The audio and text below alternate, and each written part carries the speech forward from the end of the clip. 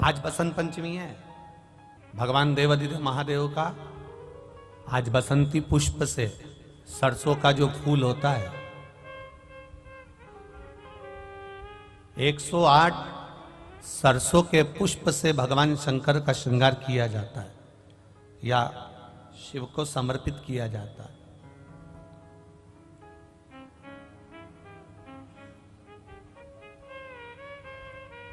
अगर डॉक्टर बोल भी देता है कि ऐसा लग रहा है कि कोई बड़ी बीमारी आने वाली है, शरीर में कोई ऐसा रोग आने वाला है कि ये बहुत बड़ा रहेगा, हम उनको हमेशा कहते आए हैं कि प्रयास करना कि बसंत पंचमी के दिन सरसों के फूल 108 शंकर भगवान को चढ़ जाएं, उसके बाद जांच करवाना प्रारंभ करो, बड़ी बीमारी नहीं आएगी, बाबा उसको टाल ही देगा।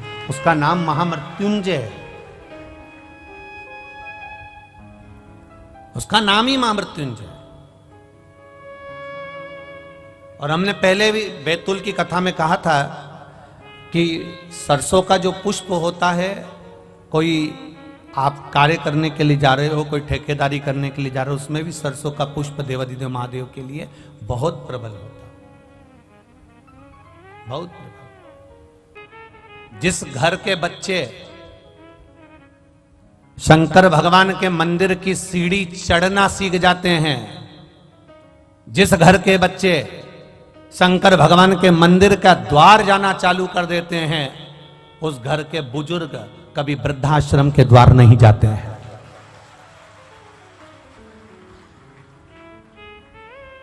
आपके बच्चे अगर मंदिर जा रहे हैं, आपके बच्चे अगर शिवालय जा रहे हैं, आपके बच्चे भगवान के मंदिर में जाकर एक लोटा जल चढ़ा रहे हैं, प्रयास करना आपके घर का बच्चा अगर शंकर के मंदिर जा रहा है, आपके घर के बेटा बेटी अगर शिवालय जा रहे हैं, एक लोटा जल चढ़ा रहे हैं, एक लोटा जल समर्पित कर रहे हैं, तो ये विश्वास मानकर चलना कि आपको वृद्धाश्रम जाने की जरूरत नहीं पड़ेगी। क्योंकि जो शिव की सेवा करना जानता है वो अपने घर के बुजुर्गों की सेवा करना भी जानता है। उसको आता है कि मेरे घर के बुजुर्ग की सेवा मुझे कैसे करना, उसको ज्ञात है।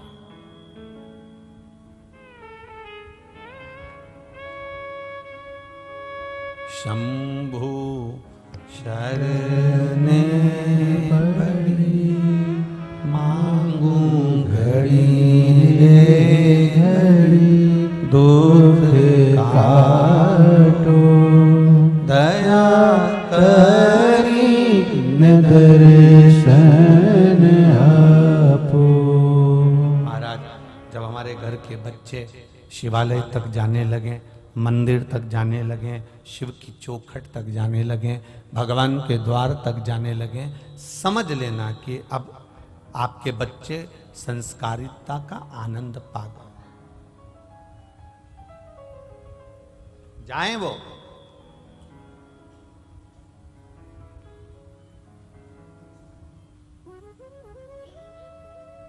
देवव्रत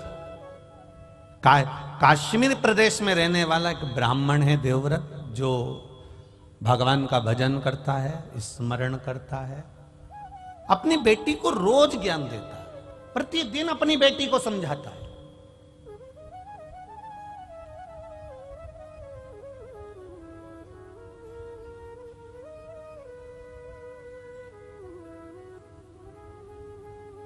पर संगत बिगड़ गई।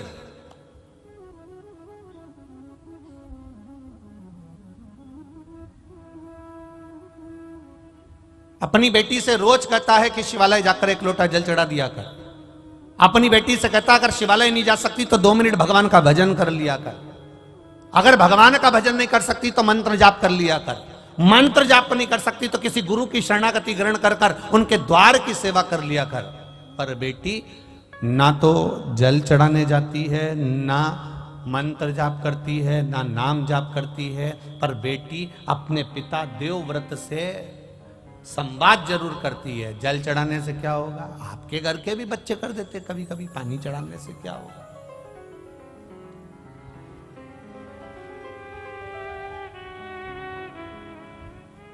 जल चढ़ाने से कौन सा फायदा है? एक बात बहुत ध्यान लगाना, बारिश का पानी, आकाश से जल, बरसात का जल जब जमीन पर गिरता है तो वो नाली में जाएगा, खड्डे में जाएगा, खड्डे में से नाली में जाएगा, नाली से गटर में जाएगा, गटर से नाले में जाएगा, नाले से नदी में जाएगा, नदी से तालाब सरोवर होता हुआ आखिरी में समुद्र के पास पहुंच जाता है। बारिश का जल गिरा तो वो समुद्र तक पहुंच जाता है। आपके नजदीक के मंदिर में जो शिवालय है, उस शिवालय पर अगर 1 लोटा जल गिरा तो वो महादेव तक पहुंच जाता है, वो महादेव तक पहुंच जाएगा। आपने जो जल समर्पित करा, आपने जो जल चढ़ाया, बेटी को दिया ज्ञान, पर बेटी मानती नहीं, प्रश्न बहुत करती है, बहुत प्रश्न। पहले का एक समय था जिस समय पर माता पिता जो कह देते थे बच्चे वो मानते थे। बीच का एक समय ऐसा आया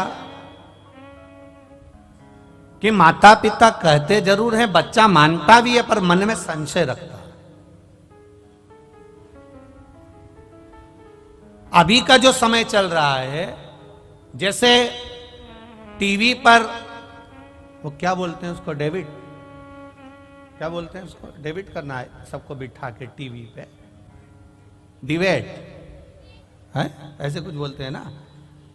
आज का समय केवल टीवी पर डिबेट करने का नहीं है, घर में भी रोज का डिबेट चल रहा है, प्रतिदिन का। पिताजी कहते हैं मंदिर जा, बेटा कहता है क्यों जाऊं, बस यही क्रम चालू हो जाता है। बहू कहती है सास को, सास कहती है बहू को, दोनों एक दूसरे की बात नहीं मान रहे, वो इधर पांव खींच रहा है, वो इधर पांव खींच रहा है, अंत उसका सार तत्व तक नहीं पहुंचा। मंजिल मिला क्या?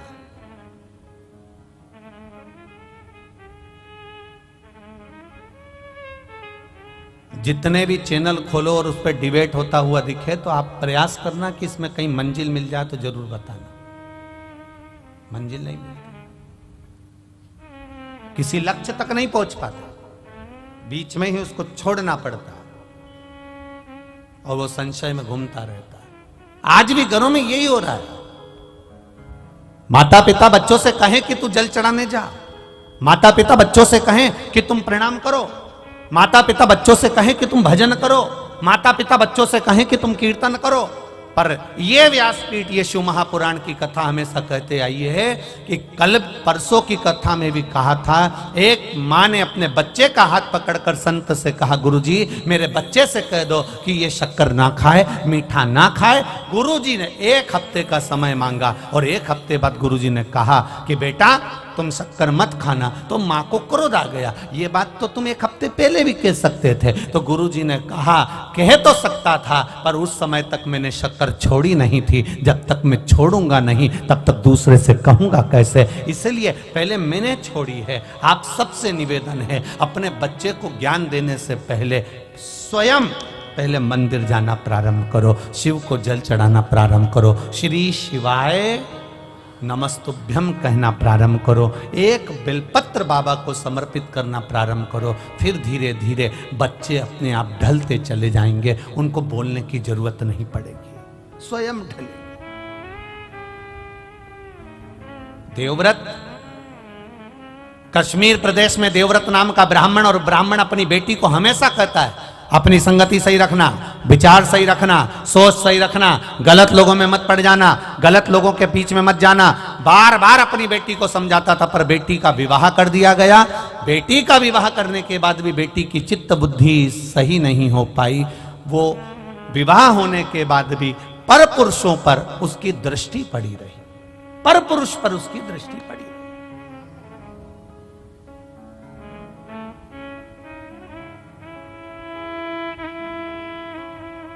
महाराज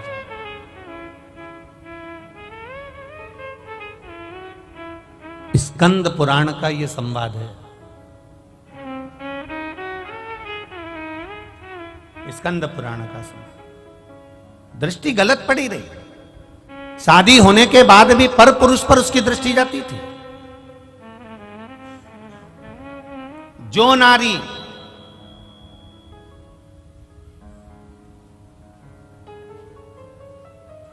विवाह के पश्चात किसी दूसरे पुरुष के साथ में स्मरण करे या शादीशुदा किसी पुरुष का घर तोड़ दे, वो नारी की गति स्कंद पुराण कह रही है। ये स्त्री, ये नारी, ये कन्या जिसका विवाह कर दिया गया और सोच नहीं सुधर पाई, वो नारी प्राण त्यागने के बाद में एक कुतिया का जन्म पाई। अब कुतिया तो बन गई, पर कुतिया का जन्म कैसा मिला? एक पांव उसका विकलांग था, कान टूटे हुए थे, आंखों से एक आंख फूटी हुई थी और शरीर पूरा खुजली के कारण उसके पूरे शरीर के उस जो श्वान की योनि मिली है, कुत्ता की योनि मिली है, उसके शरीर के पूरे बाल, पूरी खाल जगह जगह से निकली हुई थी। सारी दुनिया उस कुत्ते को देख रही है, उस श्वान को देख रही है, उस कुतिया को देख रही है। सारी दुनिया उसको देखकर कहती है बेचारा कैसा है। बताओ, आपके भी मोहल्ले में कोई कोई कुत्ता ऐसा होता होगा तो आप पे दया आती कि नहीं आती? अरे मुंह से तो बोलो, आती है ना दया? कैसा भयंकर है, बेचारे को कितना कष्ट है, बेचारे को कितना दुख है। बताओ, उसको ये रोग हो गया, उसका एक पांव टूट गया, उसके बताओ दिख भी नहीं रहा, उसको तो बेकार में पड़ा हुआ है बेचारा। अब वो कुतिया की योनि पा गई और कुतिया की योनि पाने के बाद शरीर में उसके रोग हो गया। एक दिन देवव्रत के मन में ये बात उत्पन्न हो गई कि मेरी बेटी का हुआ क्या, मेरी बेटी जो मर चुकी है वो गई कहां। एक दिन देवव्रत भगवान देवाधिदेव महादेव के मंदिर में बैठ गया, अखंड जाप करने के लिए बैठ गया, उठता ही नहीं है, उठता ही नहीं।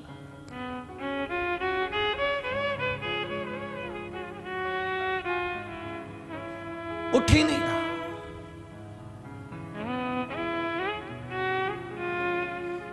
किसी किसी के पूर्व का पुण्य होता है तो मनुष्य के जन्म में भी उससे भजन होता है।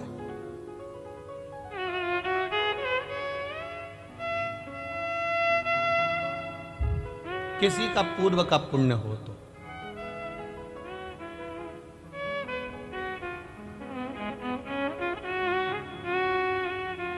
जिस समय पर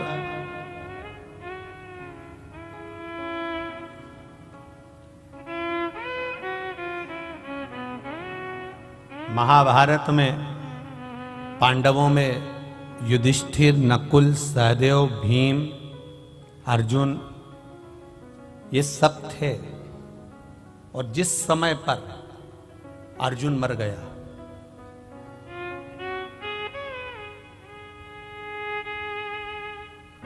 अर्जुन मर गया,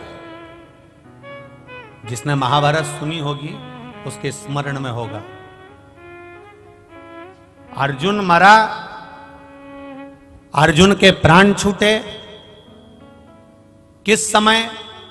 जब युधिष्ठिर ने अश्वमेध यज्ञ करा और अश्वमेध यज्ञ करने के बाद में अश्व छोड़ा गया, अश्व छोड़ा गया। वो अश्व घूमते घूमते घूमते घूमते जा रहा था।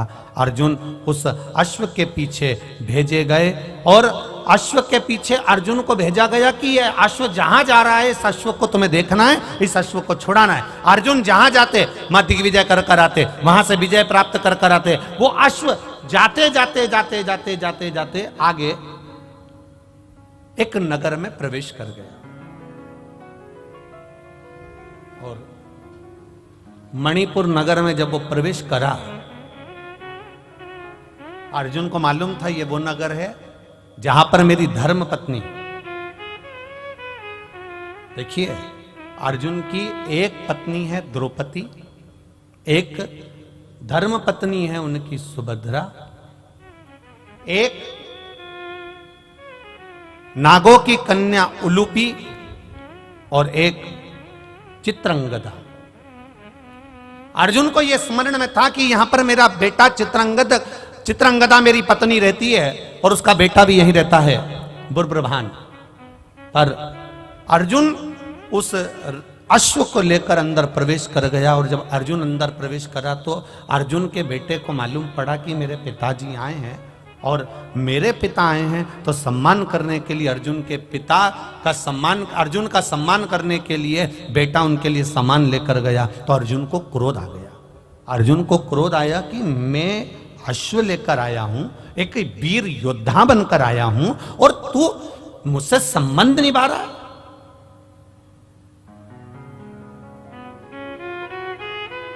तुझे तो अश्व पकड़ना था और युद्ध लड़ना था, पर तू मेरा सम्मान करने के लिए आया है। अर्जुन ने अपने बेटे बुब्रभान को अपशब्द कहना प्रारंभ करा। इसी समय पर नागों की कन्या उलूपी बैठी हुई थी, और उलूपी ने देखा कि बुब्रभान को अर्जुन चिल्ला रहे हैं। तब उलूपी ने कहा, बुब्रभान, मैं तुम्हारी मां हूं बड़ी, एक काम करो, तुम अपने पिता से युद्ध लड़ो। बुब्रभान ने कहा, मां, अगर मैं पिता से युद्ध लड़ा और मेरे पिता को कोई घात हो गई तो? इसी समय पर उलूपी ने कह दिया, ये तो छत्राणी का जो पुत्र होता है, एक वीरानी का जो पुत्र होता है, वो युद्ध के मैदान में ये नहीं देखता कि पिता है कि कौन है, आओ और तुम युद्ध लड़ो। बस इतना कहना था, और कहते से बुब्रभान ने बाण चलाना प्रारंभ करे, इधर अर्जुन ने बाण चलाना प्रारंभ करे। दोनों में भयंकर युद्ध हो गया, और युद्ध होने के बाद जैसे ही युद्ध होते होते आगे तक बढ़ा, इतनी देर में बुब्रभान को भी घात लग गई और अर्जुन के प्राण छूट गए। अर्जुन मर गए, अर्जुन के प्राण छूट गए। आई चित्रंगदा, रोती रोती आई, मेरा पति चले गया। बेटे, तुमने क्या कर दिया? अपने पिता को मार दिया, अपने पिता को समाप्त कर दिया। मां, मैं पिताजी के साथ युद्ध नहीं लड़ना चाहता था, पर मां ने कहा है, उलूपी माता बोली है मुझसे युद्ध लड़ने के लिए। चित्रंगदा ने कहा, उलूपी, तेरा मेरा मांग का सिंदूर उजड़ गया और तू अपने बेटे से कहती है कि युद्ध लड़ो। चित्रंगदा के सामने उलूपी ने कहा, मैं छत्राणी हूं, क्षत्रिय की बेटी हूं, मैंने अपने बेटे को, इस बुब्रभान को, केवल एक क्षत्रिय का फर्ज अदा करने का प्रयास करा है। ब्राह्मण हो, ब्राह्मण कर्म से पीछे मत हटना, वैश्य हो, वैश्य कर्म से पीछे मत हटना, क्षत्रिय हो, क्षत्रिय कर्म से पीछे मत हटना, और शूद्र हो तो शूद्र कर्म से पीछे मत हटना। यह हमारा धर्म भी है और हमारा कर्म भी है, उससे हम पीछे कैसे हटें? तुमने श्रेष्ठ नहीं करा, तुमने अच्छा नहीं करा। रो रही, चित्रंगदा रो रही है।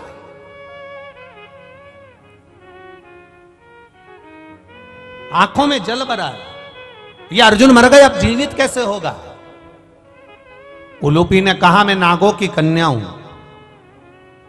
मैं जानती हूं अर्जुन को जीवित कैसे करना, क्या कर सकती हो? बुब्रभान, धृतराष्ट्र सर्प के पास जाना, और धृतराष्ट्र सर्प के पास जाना, और उस धृतराष्ट्र सर्प कौन? शिव जी के गले में कौन सा नाग होता है? जम के बोलो जरा। वासुकी नाग शंकर भगवान के गले में होता है। वासुकी नाग का सबसे बड़ा बेटे का नाम था धृतराष्ट्र। वो धृतराष्ट्र नहीं, पांडव और कौरव वाला, वो अलग है। वासुकी नाग का सबसे बड़ा पुत्र है धृतराष्ट्र, सबसे बड़ा बेटा। एक बार देवाधिदेव महादेव जब वासुकी नाग पर कृपा कर दिए थे, तो वासुकी नाग ने देवाधिदेव महादेव से मांग लिया था, मुझे ऐसी मणि प्रदान कर दीजिए भोलेनाथ, जिस मणि को किसी से छुआया जाए और वो मरा हुआ भी जीवित हो जाए। देवाधिदेव महादेव ने कहा, वो मणि तो केवल एक महामृत्युंजय मणि है, मैं तुझे दे देता हूं। और शंकर भगवान ने वो महामृत्युंजय मणि धृतराष्ट्र को दे दी थी। उलूपी ने कहा, धृतराष्ट्र के पास जाओ, वासुकी नाग के बेटे के पास में जाओ और वो मणि लेकर आओ। वो मणि अगर होगी तो वो मणि से वो जीवित हो सकता है, इसके सिवा जीवित नहीं होगा। बुब्रभान धृतराष्ट्र सर्प के पास गया, नाग के पास गया, मेरे पिता को जीवित करना है। धृतराष्ट्र ने कहा, तेरे पिता को जीवित करने की सामर्थ्यता मुझ में नहीं है, मैं मणि दे भी दूंगा पर तेरा पिता जीवित नहीं हो सकता। कब तक? जब तक देवाधिदेव महादेव इशारा ना कर दें तब तक इसका काल नहीं टल सकता, क्योंकि उसका नाम महाकाल है। जाओ उसके पास, पहुंचो उसके पास। बुब्रभान, उलूपी, चित्रंगदा शिव जी की आराधना में लग गई और भगवान देव अधिदेव महादेव ने क्या कृपा करी। शंकर भगवान ने खुद धृतराष्ट्र से कहा, बेटा मणि दे दीजिए। वो मणि बुब्रभान लेकर गए और ले जाकर अपने पिता को जब स्पर्श कराया, अर्जुन वापिस जीवित होकर बैठ गया। अकाल मृत्यु वो मरे जो काम करे चंडाल का, काल उसका क्या बिगाड़े जो भक्त हो मां काल। जो शिव का उपासक होता, शंकर का गुणगान करने वाला, शिव भक्ति में रमने वाला, शंकर पर अटूट विश्वास करने वाला भटकता नहीं। देवव्रत शिव की आराधना में डूब गए, हिलते नहीं, जाते नहीं, आते नहीं, एक ही जगह पर स्थिर होकर बैठ गए। स्थिर जाई नहीं।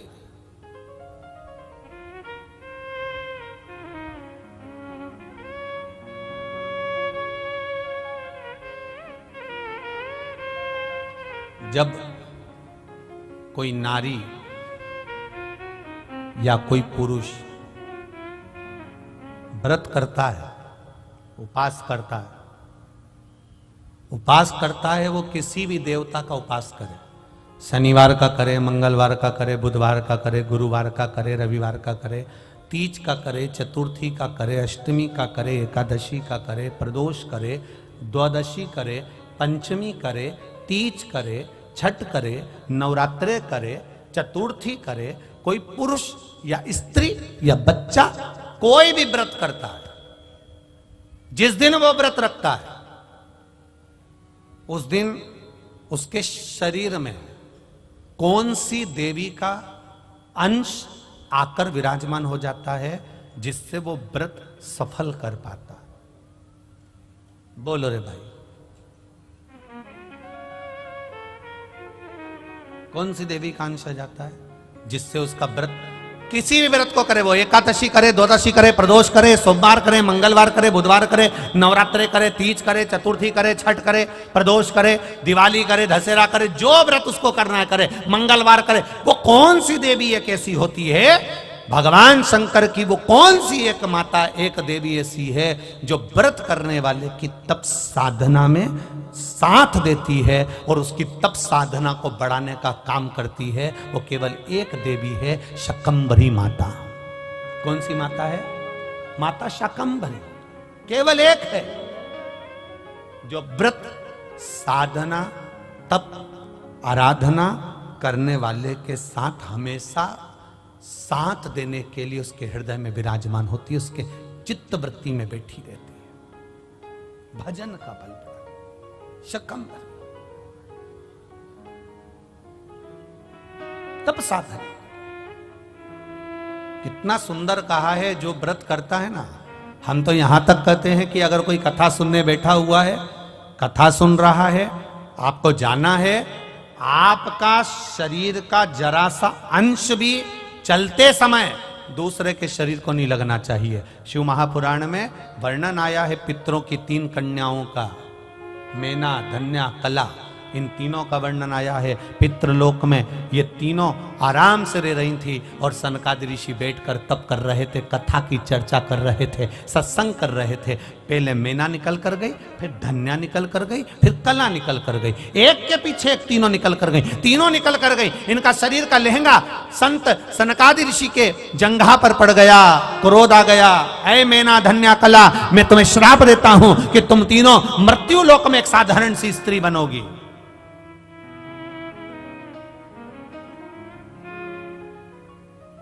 तीनों बिलख रही हैं, तीनों रो रही हैं, तीनों की आंख में आंसू भरा हुआ। क्षमा कर दीजिए नाथ, क्षमा कर दीजिए।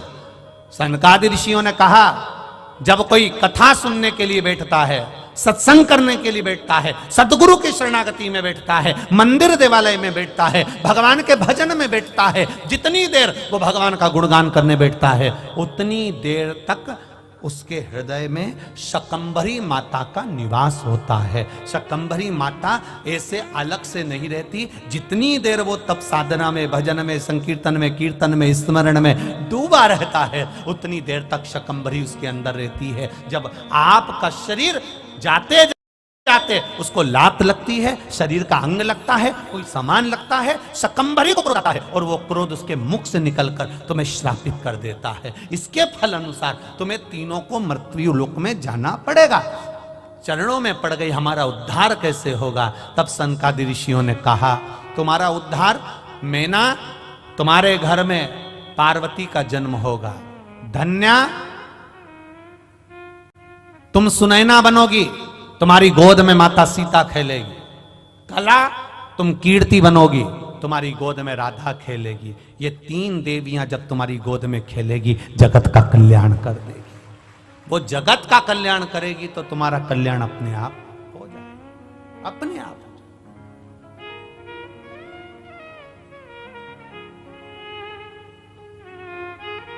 हम यहां तक कहेंगे, उसका भी स्मरण रहे। अगर कोई अपने घर से एक लोटा जल लेकर जा रहा है, शिव जी के मंदिर तक जा रहा है, शिवालय तक जा रहा है, तो यहां तक भी निवेदन करेंगे कि हंसो, दुनिया का काम है हंसना। अभी आदरणीय महाराज जी कह रहे थे कि जब कोई सनातन धर्म के लिए आगे बढ़ता है, कोई अच्छे काम के लिए आगे बढ़ता है, तो दुनिया ताने भी देती है, अपशब्द भी कहती है, टांग भी खींचती है। लोग अपशब्द पर अपशब्द कहते हैं। जब आप एक लोटा जल लेकर देवालय शिवालय की ओर जाएंगे, तो आप जिस रास्ते से निकल कर जाएंगे, दुनिया के लोग आप पर भी हंसेंगे। लो, एक और आ गई सियोर वाला महाराज की चेली। लोग हंसेंगे, ये चल दी सावित्री बनकर, अनसुईया बनकर। दुनिया के लोग कहेंगे, अपशब्द कहेंगे, आड़ा टेढ़ा कहेंगे, बोलेंगे, पर आग लगे बस्ती में अपन रहो मस्ती। कहे तो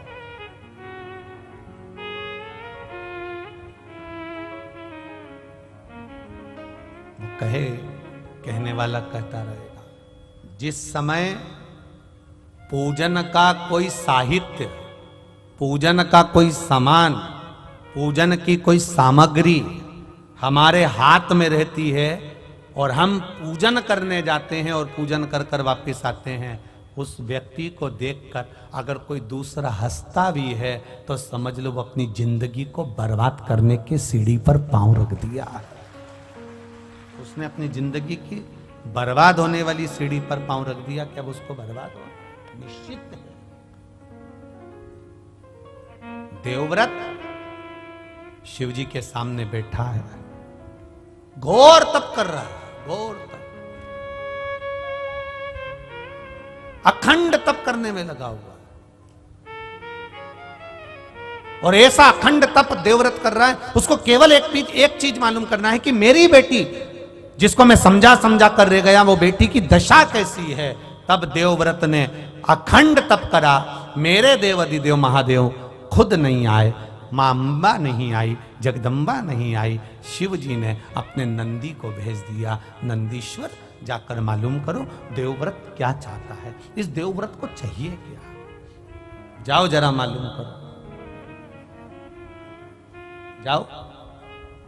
और महाराज, तब साधना का जो बल होता है वो कोई साधारण नहीं होता। दूध में सुगंध गंध नहीं होती, दूध में सुगंध गंध कब आएगी? जब दूध को आप तपाओगे, फिर उसको जमाओगे, जमाकर फिर उसका घी निकालोगे, और घी निकालोगे तब उसमें गंध आना, सुगंध आना प्रारंभ हो जाएगी। दूध में सुगंध नहीं है, पर दूध को तुमने पहले फाड़ा, तपाया, फाड़ा, फिर उसको अग्नि पर तपाया, तपाने के बाद में जब वो धीरे धीरे धीरे धीरे धीरे धीरे घी बना, तब उसमें सुगंध आना प्रारंभ हो गई। उसी तरह मनुष्य में उतना आनंद सुख कैसे प्राप्त हो सकता है, शंकर की भक्ति कैसे प्राप्त हो सकती है? तो कहा, दुनिया के लोग अपशब्द कहकर तुम्हें तपाएंगे, अपशब्द कहेंगे, ताने देंगे, गाली देंगे, आड़ा टेढ़ा कहेंगे, फिर भी तुम भगवान शिव के शिवालय में जाती रहना। जब तपते रहोगे तपते रहोगे तपते रहोगे तो एक दिन सुगंधित घी बन जाओगे और आपका जीवन सार्थक हो जाएगा। तपाएंगे लोग, कहेंगे, दुनिया के लोग कहेंगे जो कहना।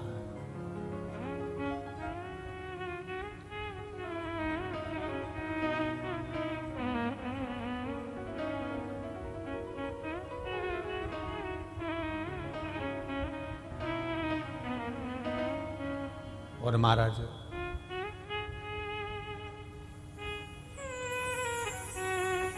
जब हम भगवान की शरणागति में जाकर बैठ जाएंगे, तप लो खूब दिल से।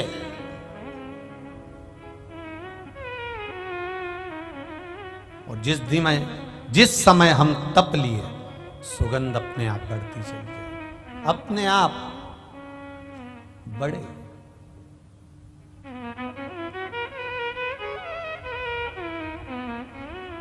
शिव कथा कह रही,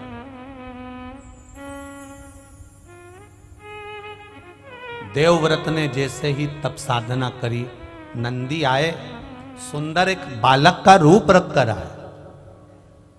और बालक का रूप रखकर आकर नंदी ने देवव्रत को जगाया। स्कंद पुराण का ये संवाद प्रत्येक शिव भक्त के लिए बहुत मायने रखता है। ये संवाद पहले की कथाओं में नहीं निकल पाया, पर कंजरी गांव में संतों के सानिध्य में सीताराम महाराज और ये पावन गुप्त नवरात्रि के अवसर पर यह संवाद निकला है, जो संपूर्ण विश्व के कल्याण के संवाद। बड़ा ध्यान रखना। नंदी 5 वर्ष के बालक का रूप रखकर आए और नंदी देख रहे हैं कि देवव्रत समाधि में लीन है, तप में लीन है, भगवान की भक्ति में लीन है।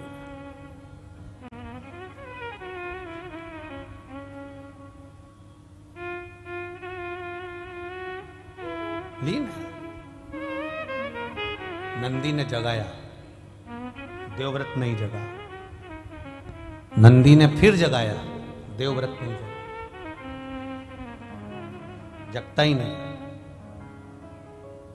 बहुत प्रयास करा नंदी ने, उठता ही नहीं। लगा श्री शिवाय नमस्तु, श्री शिवाय नमस्तु, श्री शिवाय नमस्तु। लगा ओम नमः शिवाय, ओम नमः शिवाय, ओम नमः शिवाय। तप में लीन। नंदी ने देखा कि यह जगता नहीं है। मंदिर में जो घड़ियाल था, उस घंटाल को नंदी ने बजाना प्रारंभ करा। देवव्रत नहीं उठता, उठा ही नहीं।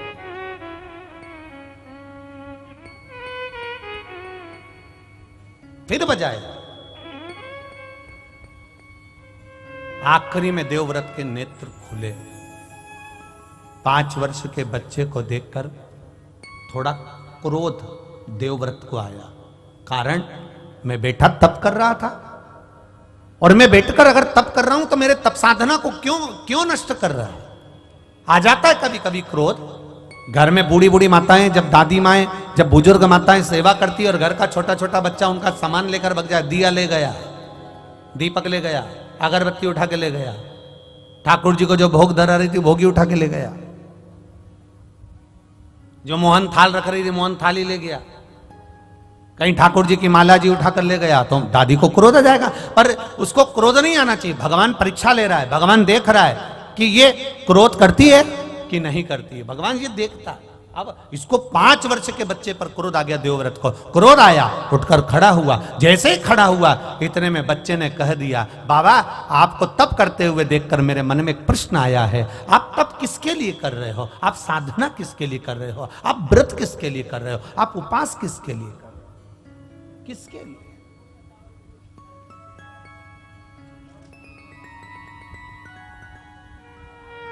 देवव्रत ने कहा, बस मेरी एक इच्छा है। क्या इच्छा है आपकी? बस एक इच्छा, मेरी बेटी जो प्राण छोड़कर चली गई है उसको मुझे देखना है। वो है कहां, उसकी दशा क्या है। नंदी को हंसी आ गई। 5 वर्ष का नंदी ठहाका लगाकर हंस दिया। हंसा तो देवव्रत को और क्रोध आ गया। ए बालक, मेरे शब्द को सुनकर तू हंस रहा है। नंदी ने हंसते हुए कहा, बाबा, जो कर्म कर कर मरा है उसको अगर देखोगे तो आप भी रो पड़ोगे, इसलिए जो हो गया उसको आप मत देखिए, मत देखो। जो पूर्व में कर कर आए हो उसे अब देख कर करोगे क्या। कई लोग कहते हैं हमने किसी का बुरा नहीं करा गुरुजी, हमने कभी किसी का बुरा नहीं करा गुरुजी, फिर भी लोग हमारा बुरा क्यों करते हैं। हम कहते हैं जी जी, इस जन्म में तुमने किसी का बुरा नहीं करा, पर अगला जन्म किसने देखा कि तुमने किसका बुरा करा होगा। जिसका करा होगा वो आज तुमको त्राड़ दे रहा है, आज तुमको कष्ट दे रहा है। जिसने पूर्व समय में गौ माता को एक रोटी दी, प्रेम से उसको सहलाया, वो गौ माता तुम्हारे घर में गौ माता बनकर आ गई। वो तुम्हारे यहां सेवा कर रही। और जिसने गौ माता को देखकर एक रोटी देने के बाद में हट हट, अरे शास्त्र तो उठाओ। कितने वीरों में वीर थे राजा जनक, राम जी महाराज के ससुर, दानवीर, भजनावली, कीर्तनी, दुनिया के लोग उनका नाम उच्चारण करते हैं। राजा जनक जैसा कोई नहीं, राजा जनक जैसा कोई नहीं, राजा जनक जैसा कोई नहीं, राजा जनक जैसा कोई नहीं। जनक जितने बड़े दानी थे, पुण्यवात्मा थे, स्मरणी थे, भजनावली थे, कीर्तनी थे, उसके बाद भी राजा जनक को नरक का द्वार जाना पड़ा। कारण क्या था। उसके बाद भी राजा जनक नरक के द्वार पर, केवल एक कारण से। राजा जनक भी नहीं समझ पाए कि मुझे और नरक, इतना मैंने पाप कुछ नहीं करा, मैं तो राम जी का ससुर हूं, मैंने जानकी को पाला है, जानकी मेरे पास में रही है, मैंने सब यज्ञ करा है। और शास्त्र कहता है, श्रीमद् भागवत कहती है, देवी भागवत कहती है कि वेद व्यास जी महाराज के यहाँ सुखदेव जी महाराज का प्रागट्य हुआ। सुखदेव जी महाराज शादी करने को तैयार नहीं हुए, तब वेद व्यास जी ने कहा किसी गुरु की शरणागति जाओ, तो वो राजा जनक की शरणागति में गए थे। और राजा जनक जी के दरवाजे पर जाकर सुखदेव जी महाराज खड़े रहे थे। और सुखदेव जी महाराज के कोई गुरु हैं तो वो जनक जी महाराज हैं। जब सुखदेव जी के गुरु जनक जी हैं, राम जी के ससुर जनक जी हैं, माता जानकी के पिता जनक जी हैं, तो फिर इनको नरक क्यों जाना पड़ा। केवल एक जरा सा काम था, एक छोटा सा काम, छोटा सा काम। जनक जी का रथ जा रहा था।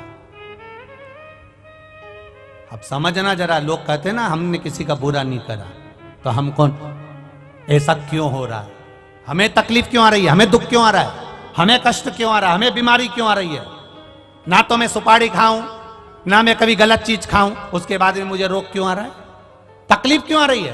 पूर्व का राजा जनक जी महाराज का रथ जा रहा था। जाते जाते रथ बीच में जब पहुंचा, सामने गाय खड़ी थी।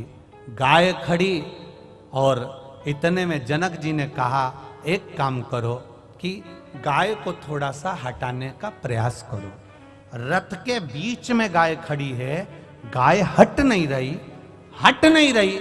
जनक जी नीचे उतरे और गौ माता के आगे हाथ जोड़े, आप हट जाओ। नहीं हटी। इसके बाद राजा जनक ने गाय को धक्का देकर बस थोड़ा सा साइड में करा था, बस एक अंश की गलती कर दी थी कि गाय को एक हाथ से धकेल कर पीछे की ओर हटाया था और गाय के पीछे से जनक जी महाराज निकल कर चले गए थे। तो चित्रगुप्त महाराज और धर्मराज ने कह दिया, कौन आया है? राजा जनक। बड़े पुण्यात्मा हैं, बड़े धर्मात्मा हैं, पर इन्होंने गाय को जाना था उधर, रास्ता चेंज कर दिया था इधर का, इसलिए इनका भी स्वर्ग का रास्ता चेंज कर दिया। जाना था स्वर्ग, घूमते हुए लेकर जाए, ले जाओ, रास्ता चेंज करो। बदलो रास्ता। जनक जी महाराज जब रास्ता बदला गया स्वर्ग जाने का, नरक से होते हुए जा रहे थे। नरक में पड़े हुए जीव सब चिल्ला रहे थे। जनक जी महाराज थोड़ी देर वहां खड़े हो गए। सारे जीवों ने चिल्लाना चालू कर दिया, महाराज रुक जाओ, महाराज रुक जाओ, महाराज रुक जाओ। आवाज लगा रहे जनक जी महाराज रुक जाओ। जनक जी महाराज ने पूछा, ये कौन चिल्ला रहा है? ये आवाज किसकी आ रही है? ये कौन चिल्ला रहा है? ये किसकी आवाज है? सब ने कहा, ये जो नरक में पड़े हुए हैं ना, ये चिल्ला रहे हैं। ये क्यों चिल्ला रहे हैं? कारण क्या है? जनक जी, आपने इतना दान पुण्य करा है, इतना अच्छा काम करा है कि आप पुण्य आत्मा हो, आप वैकुंठ जा रहे हो, पर आप नरक के रास्ते से जा रहे हो। आपके शरीर से छूकर जो ये हवा चल रही है, ये हवा इनके पापियों के शरीर पे लग रही है। पापियों के शरीर पे लग रही है तो इनको जो कष्ट हो रहा था वो मल्लम का काम कर रही है, अब इनको कष्ट नहीं हो रहा। इसलिए ये चाहते हैं कि आप कुछ कृपा कर दो। जनक जी ने कहा, तो एक काम करो ना, इन सबको नरक से मुक्त कर दो। नरक से मुक्त। धर्मराज कहते हैं, ऐसा नहीं हो सकता, ऐसा नहीं हो सकता। तो फिर एक काम करो। जनक जी कहते हैं, मुझे वैकुंठ नहीं जाना, इनके लिए मुझे यहीं खड़ा कर दो। मेरे शरीर से हवा निकल कर जाएगी, वायु पवन निकल कर जाएगी, वो इनके शरीर को लगेगी, और इनको अगर सुख मिल रहा है मेरे शरीर से, तो मैं इनके लिए अपना शरीर भी दे सकता हूं, मैं नरक में रह सकता हूं। हाथ जोड़कर धर्मराज ने कहा, आपको हम नरक में नहीं रख सकते, क्योंकि आप पुण्य आत्मा हो, सत्कर्मी हो, भजनावली हो। हम आपको नरक में कैसे रखें? अगर हम नरक में रखेंगे तो देवता हमें चिल्लाएंगे, हम आपको नरक में नहीं रख सकते। तो जनक जी ने कहा, आप मुझे नरक में नहीं रख सकते और मुझे स्वर्ग में रहना नहीं जब तक इनका उद्धार होता नहीं। तो धर्मराज ने भगवान विष्णु से कहा, आप बताओ क्या करें। भगवान विष्णु ने देवाधिदेव महादेव से कहा, आप बताओ क्या करें।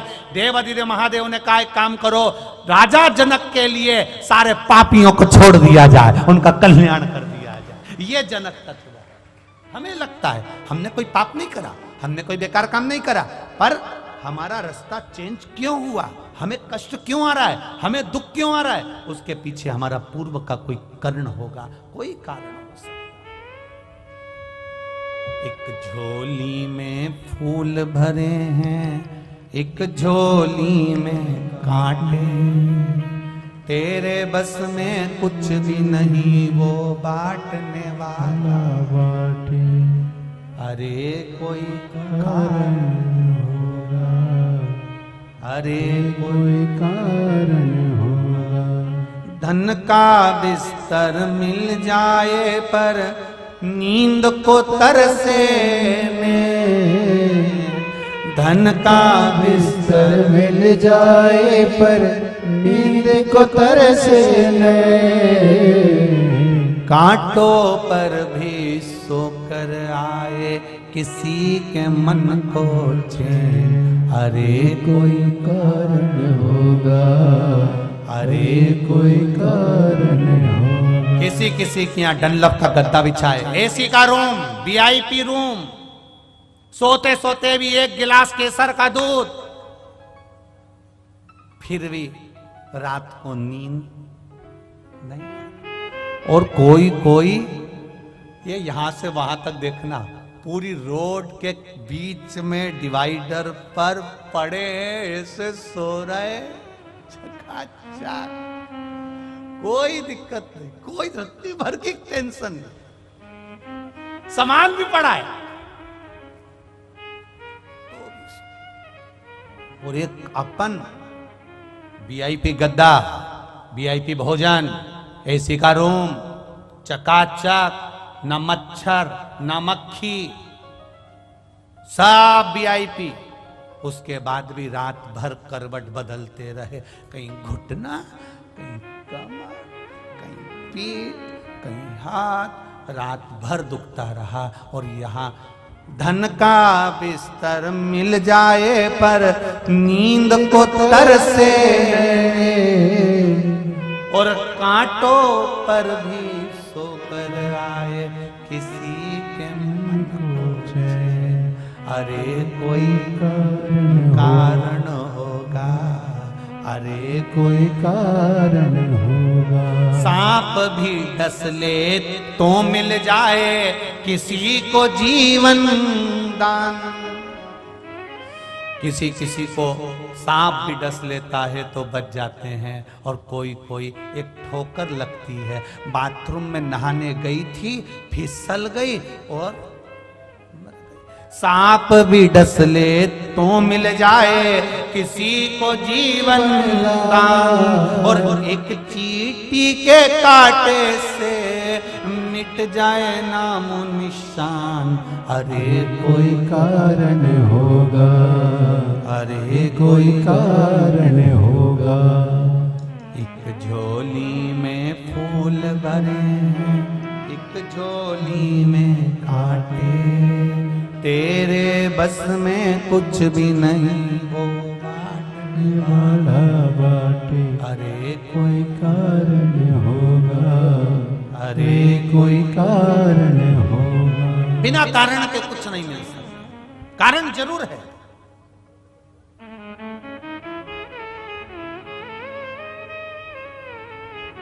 कितने संख्या में आ पाए, 3-3 पंडाल भरे पड़े, हजारों की तादाद में आप लोग आकर विराजमान हुए, और इससे भी ज्यादा लोग कंजरी और हालोल में रहते होंगे। क्या सब कथा में जाके बैठ गए क्या? नहीं। अरे कोई कारण होगा। ये आने का प्लान भी बनाए थे, इनने विचार भी करा होगा कि 26 जनवरी की छुट्टी पड़ेगी, अपन चले। इनने सब प्लान बनाया। इनके प्लान से क्या होता है, पहले महादेव को भी तो प्लान बना दो कि तेरा क्या होगा रे कालिया। यहां बुला लेंगे तो फिर तो सर्टिफिकेट मिल जाएगा। अगर यहां बुला लिया, यहां तक पहुंच गया, तो इसको एक प्रमाण पत्र मिल जाएगा। ये प्रमाण पत्र लेकर ऊपर पहुंच गया तो देख लो, शिव महापुराण की कथा में गया था कंजरी, यमराज, मेरे से तो कुछ बोलना ही मत, डिग्री है। तो भोलेनाथ ने भी सोचा भैया जितनों को डिग्री देना है उतनों को ही बुलाओ, बाकी को डिग्री से दूर रखो, नहीं तो ये आफत कर देंगे ऊपर आकर। वैसे ही गुजरात वालों ने बहुत आफत करके रखी है दिल्ली में बैठकर। अब बोल तो बोल, तो इन्होंने कहा इनको नीचे ही पावागढ़ में इनको पंछीड़ा रे उड़ के जा, पावागढ़ इनको वही गरबा रमने दो।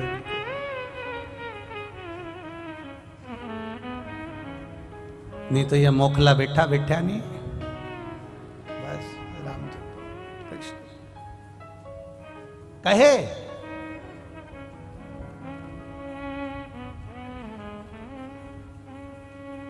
देवव्रत से पूछा,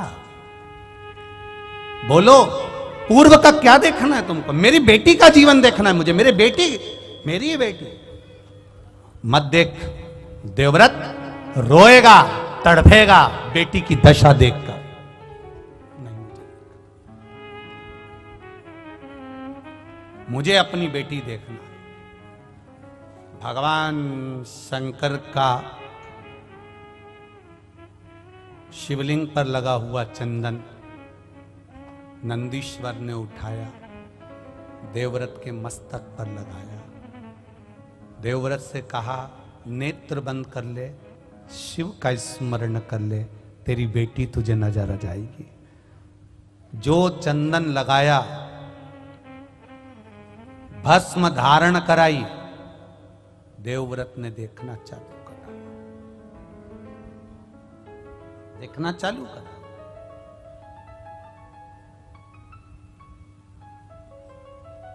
भस्म, चंदन, बेलपत्र, शिवजी पर चढ़ी हुई कोई भी सामग्री व्यक्ति के जीवन का ना जाने कितने जन्म के पापों को काट देता है।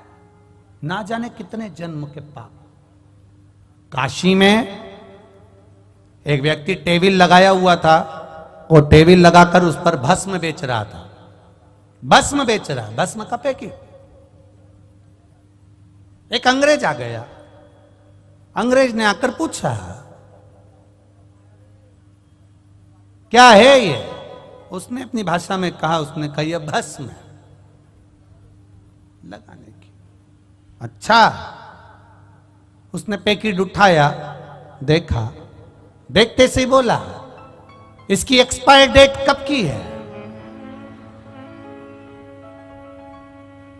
अब वो टेबल पर जो बैठा था भस्म बेच रहा था, वो अंग्रेज को ऊपर से नीचे तक देख रहा कि भस्म की एक्सपायर डेट पूछ रहा। टेबल पर भस्म बेचने वाले ने कहा कि इसकी एक्सपायर डेट तो नहीं मालूम, पर यह पक्का है कि तू सिर पे लगाता रहेगा तो तेरी एक्सपायर डेट आगे खसकती रहेगी। ये पक्का। इसकी नहीं मालूम कि इसकी एक्सपायर डेट कब की है, ये कब समाप्त होगी, पर तेरे समाप्ति की जो तारीख है वो इस भस्म को लगाने से आगे बढ़ती चली जाए। ये निश्चित है, ये पक्का है, ये सहज नहीं है, बड़े। इसीलिए महाराज हरिओम में ओम समाया है, मेरा भोला नगर में आया है। हरिओम में ओम समाया है, मेरा भोला नजर नहीं आया है। हरिओम में ओम समाया है, मेरा भोला नगर में आया है। हरिओम में ओम समाया है, मेरा भोला नजर नहीं आया है। मेरा भोला नगर में आया है, मेरा भोला नगर में आया है। मेरा भोला नगर में आया है। मेरा भोला नगर में आया है। हरि ओम में ओम समाया है, मेरा भोला नगर में आया है। हरि ओम में ओम समाया है, मेरा भोला नगर में आया है। जय हो।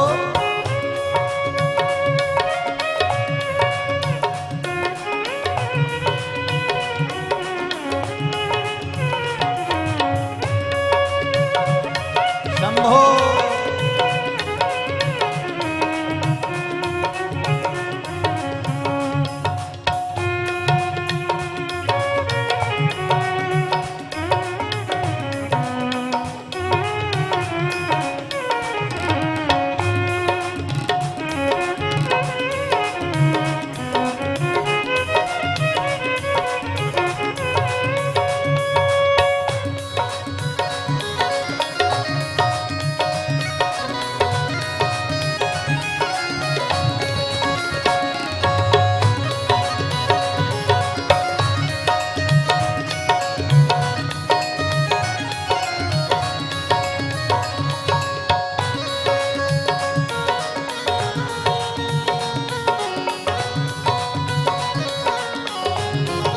भोले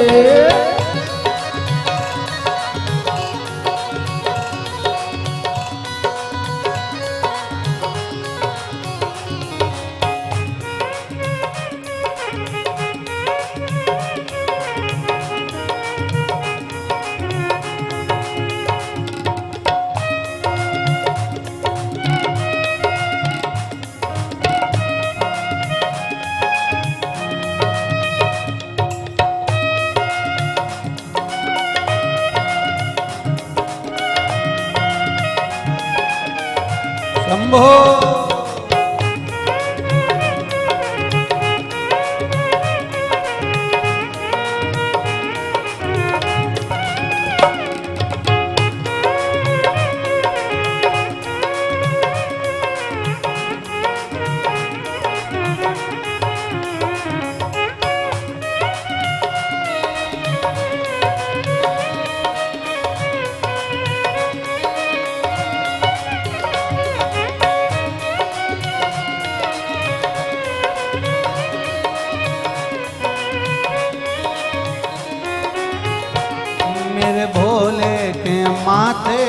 गंगा है, मेरे भोले के माथे पे गंगा है, मेरे भोले के माथे पे गंगा है, मेरे भोले के माथे पे गंगा है। ओ गंगा में ओम समाया है, मेरा भोला नगर में आया है।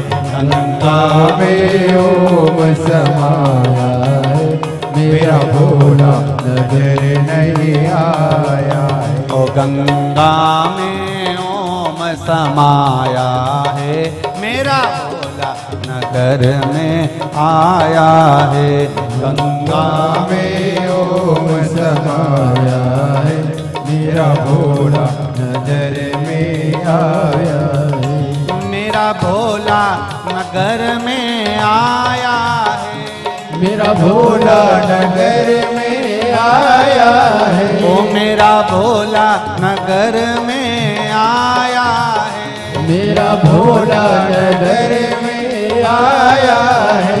हरि ओम में ओम समाया है, मेरा भोला नगर में आया है। हरि ओम में ओम समाया है, मेरा भोला नगर में आया है। जय हो।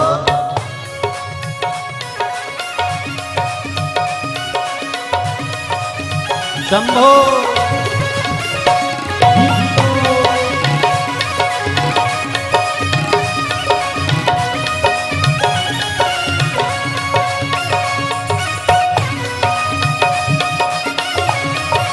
हरि बोल राधे।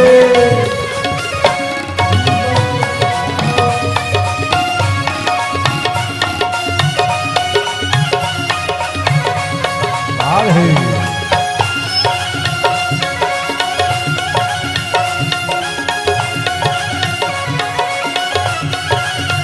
हरि बोल।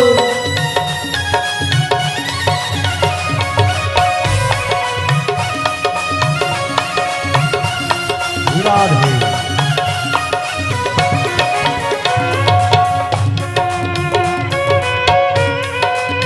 जय हो। हे भोले।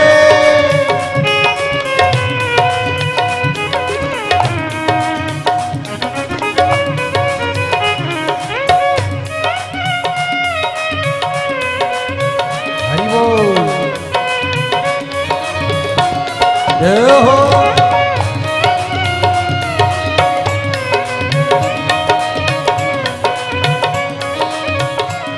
जय हो। मेरे भोले के माथे पे चंदा है, मेरे भोले के माथे पे चंदा है। मेरे भोले के माथे पे चंदा है, मेरे भोले के माथे पे चंदा है। ओ चंदा में ओम समाया है, मेरा भोला नगर में आया है। चंदा में ओम समाया है, मेरा भोला नजर नहीं आया है। चंदा में ओम समाया है, मेरा भोला नगर में आया है। चंदा में ओम समाया है, मेरा भोला नजर नहीं आया है। मेरा भोला नगर में आया है, मेरा भोला नगर में आया है। ओ मेरा भोला नगर में आया है। मेरा भोला नगर में आया है। ओ हरि ओम में ओम समाया है, मेरा भोला नगर में आया है। हरि ओम में ओम समाया है, मेरा भोला नगर में आया है। शंभो।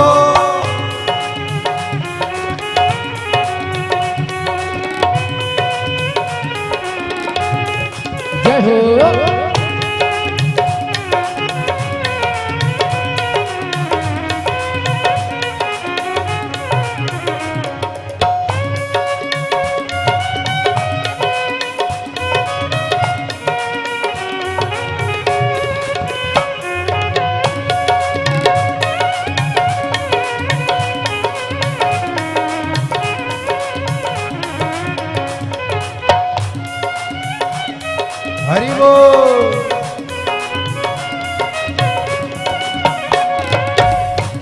राधे।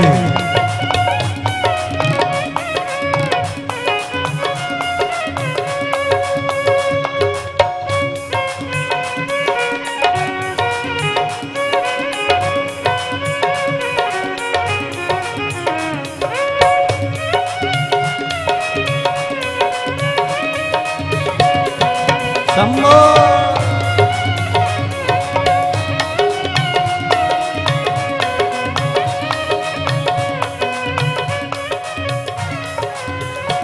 मेरे भोले के हाथों में डमरू है, मेरे भोले के हाथों में डमरू है, मेरे भोले के हाथों में डमरू है, मेरे भोले के हाथों में डमरू है, डमरू में ओम समाया है, मेरा भोला नगर में आया है, डमरू में ओम समाया है, मेरा भोला नगर में आया है। ओ डमरू में ओम समाया है, मेरा भोला नगर में आया है, डमरू में ओम समाया है, मेरा भोला नगर में आया है, मेरा भोला नगर में आया है, मेरा भोला नगर में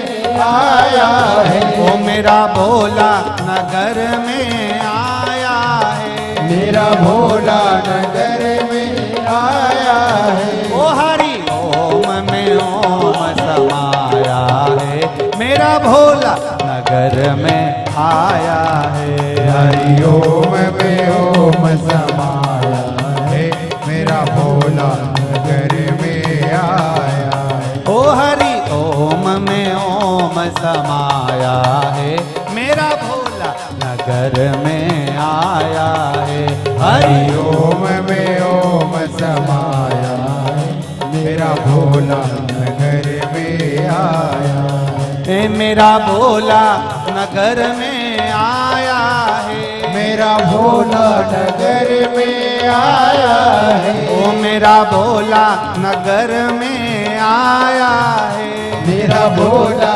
नगर में आया है। ओ हरि ओम में ओम हरि बोल। समाया है, मेरा भोला नगर में आया है है, हो हरि ओम में ओम समाया है, मेरा भोला नगर नहीं आया है। मेरा भोला नगर में आया हरि है, बोल। मेरा भोला नगर में आया है, मेरा भोला नगर में आया है, मेरा भोला नगर में आया है। मेरा भोला नगर में राधे। आया है, मेरा भोला नगर में आया है। हार हार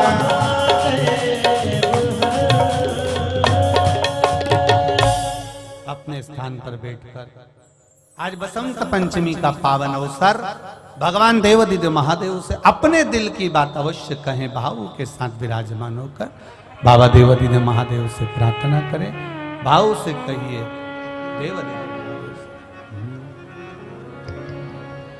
श्री शिवाय नमस्तुभ्यं, श्री शिवाय नमस्तुभ्यं, श्री शिवाय नमस्तुभ्यं, श्री शिवाय नमस्तुभ्यं, श्री शिवाय नमस्तुभ्यं। भोला सब दुख काटो भार हो भोला, सब दुख काटो भार। शिव शंकर जपो तेरी माला, भोले बाबा जपो तेरी माला, भोला सब दुख का तुम्हारा ओ भोला सब दुख काटू मारा। शिव कथा कर रहे हैं। देवव्रत से 5 वर्ष के नंदी पूछ रहे हैं कि आप तप क्यों कर रहे हो। कहा मेरी बेटी के बारे में मुझे जानना है, उसका जन्म कहाँ हुआ, कैसी है वो, क्या कारण से उसका क्या जन्म हुआ, वो मुझे समझना है। नंदीश्वर ने कहा मत देखो अपने पूर्व के जन्म को, उसके हुए जन्म को, रोगे तुम। नहीं महाराज मुझे देखना है। तो देखना है, भस्म लगा दी, चंदन लगा दिया। चंदन और भस्म जिसके मस्तक पर लग जाता है उसको पूर्व का किया गया पाप कर्म भी उसका कट जाता है। और जैसे ही देवव्रत ब्राह्मण का पाप कर्म घटा, उसने अपनी बेटी के जीवन को देखा तो वो एक कुतिया की योनि में, एक स्वान की योनि में, पांव टूटा हुआ है, कान कटा हुआ है, आंख फूटी हुई है, मुख से ज्यादा कुछ खा नहीं सकती, शरीर के पूरे बाल निकल गए। जैसे एक कोई कुत्ते को तुमने देखा होगा, उसका पूरा शरीर बेकार हो जाता है, वो पड़ा हुआ है। देवव्रत रो रहा है, रोने लगा देवव्रत, उसकी आंखों से आंसू बहने लगे देवव्रत की। और देवव्रत की आंख से जब आंसू बहने लगे, रोने लगा, नेत्रों से नीर बहने लगा, जल बहने लगा। नंदी करे क्यों रो रहे हो। देवव्रत कहता है मेरी बेटी की यह दशा मुझसे नहीं देखी जाती, कुछ कृपा करो। भगवान नंदीश्वर ने कहा कृपा करने वाला तो केवल एक है, वो देव अधिदेव महादेव है। बड़ा सरल, बड़ा सहज, बड़ा सरल है। एक लोटा जल चढ़ा दो और वो सारी समस्या का हल कर देता है। ऐसा देव अधिदेव महादेव। एक पत्र आया है बड़ा सुंदर।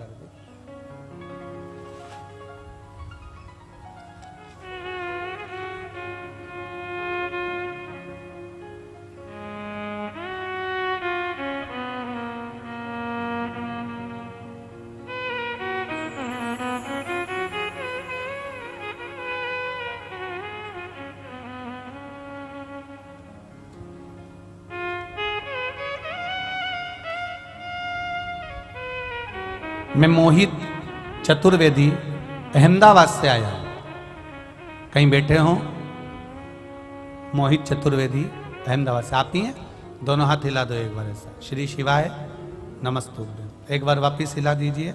श्री शिवाय नमस्तुभ्यम। मैं मोहित चतुर्वेदी अहमदाबाद से आया हूं। मैं बाबा की कृपा का क्या बखान करूं गुरुदेव। मैं बहुत अधिक कर्जे में दब गया था।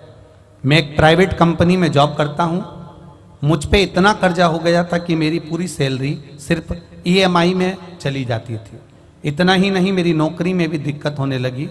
अगस्त 2022 में मुझे नोटिस भी दिया गया कि मेरी कंपनी की ओर से।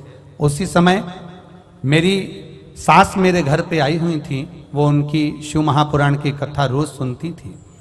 आपकी कथा जब वो रोज सुनती, उन्हीं के साथ मुझे और मेरे पत्नी को भी शिव महापुराण की कथा के बारे में पता चला। और हम दोनों ने शिव मंदिर में जाकर भोले बाबा को एक लोटा जल चढ़ाना प्रारंभ करा। कंपनी ने कह दिया था कि आप इस कंपनी को छोड़ दीजिए। और मेरी कर्जा भी बहुत था गुरुदेव। मेरी पत्नी पशुपतिनाथ का व्रत करना शुरू कर दी। बड़ोदरा की कथा में अपने पूरे परिवार के साथ आया और 3 और 4 दिसंबर की कथा बड़ोदरा में सुनी।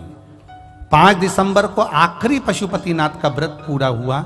उसके अगले ही सोमवार यानी 12 दिसंबर को मुझे 12 दिसंबर को गुरुजी भोले बाबा की ऐसी कृपा हुई कि एक और लेटर मुझे प्राप्त हो गया।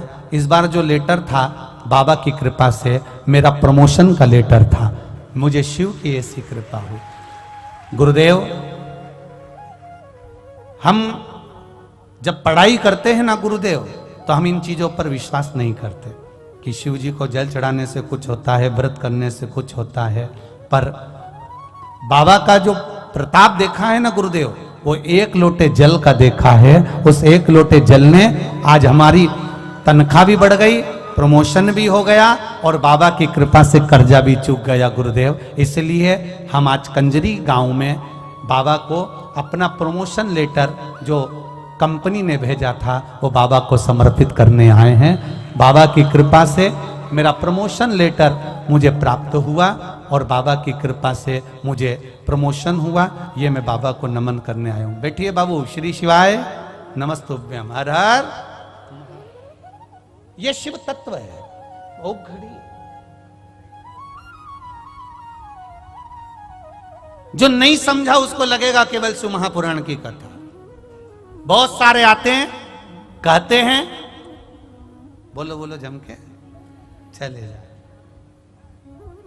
जो नहीं समझा उसके लिए यही रहा, पर जो समझ गया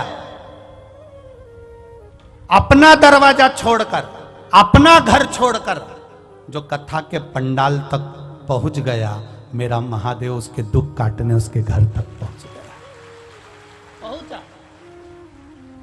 कंजरी हालोल वालों को तो ये मौका मिल गया। हम बुरहानपुर वालों से भी कहेंगे 3 फरवरी से 9 फरवरी तक आपके यहाँ कथा है। बाबा देव अधिदेव महादेव कुबेर भंडारी आपके यहाँ आ रहा है। दिल से बाबा से प्रार्थना करना और अपने पूरे इष्ट मित्रों के साथ में दोपहर 2 बजे से 5 बजे तक